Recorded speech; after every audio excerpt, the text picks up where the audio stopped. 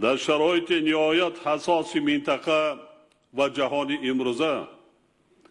تحکیم و توسعه چنین خصلت‌های نیک خلقمان با همین راه حفظ کردن امنیت خلق تاجیک و دولت تاجیکان فضای آرام سیاسی و جمعیتی برای دولتداری ما اهمیت اولی درجه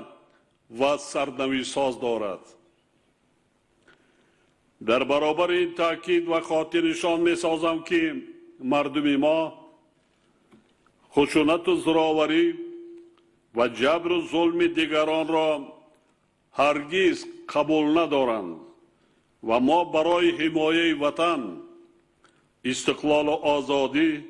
صلح و آرامی و آسایش جامعه از تمام امکانیت ها استفاده میکنیم.